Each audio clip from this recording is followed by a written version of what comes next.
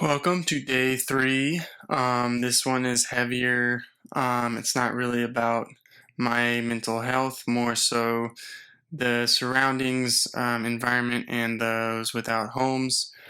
And the subject is heavy, so if you don't want to watch it, just X on out. All right, day 3. Let's take some time to think about those without homes. I am passionate about helping people without homes, even if it's a little bit of help. The reason is I wasn't far from being on the street, very confused, disordered.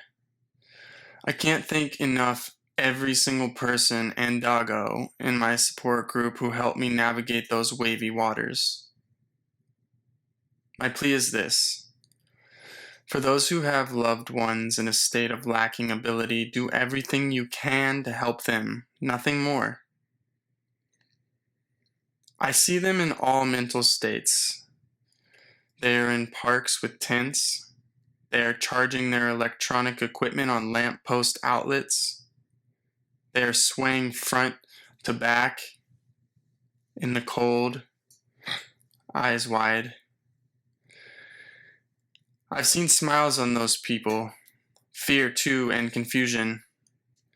And most of the time, I walk by giving as much as I can. Sometimes that is a smile. Sometimes it's just eye contact. Other times it is a silent thought of goodwill as I pass without a glance. There are parables about this, those that help in different ways. But it is important to remember that even if you are not solving the bigger problem, solving smaller ones count too.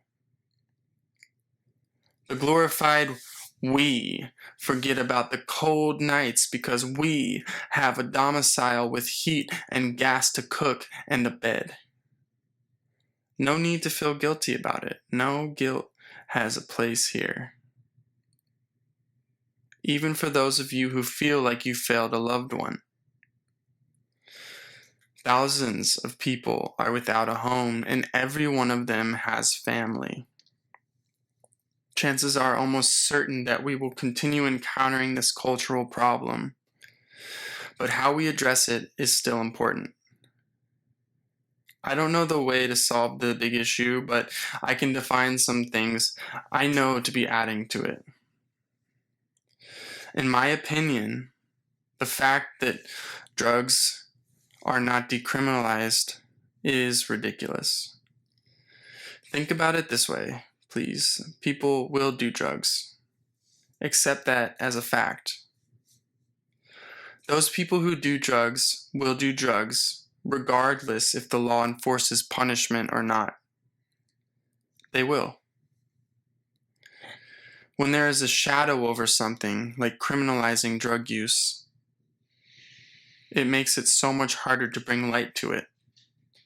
Conversations that need to be had are stifled because if someone admits to illegal drug use, they are subject to another's will. We don't know what they are going through. Why would we allow people to feel illegal?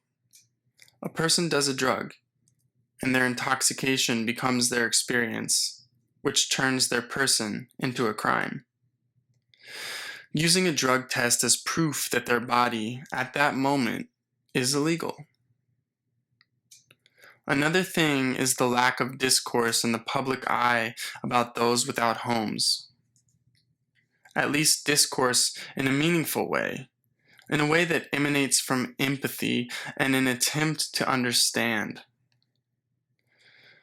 The challenge I propose is to go for a walk tonight in the cold autumn air and enjoy it. And along your walk, remember the cold when it didn't feel good, when it penetrated your skin down to your bone. The hurt. Associate that with those without homes and consider why they may seek alcohol or heroin.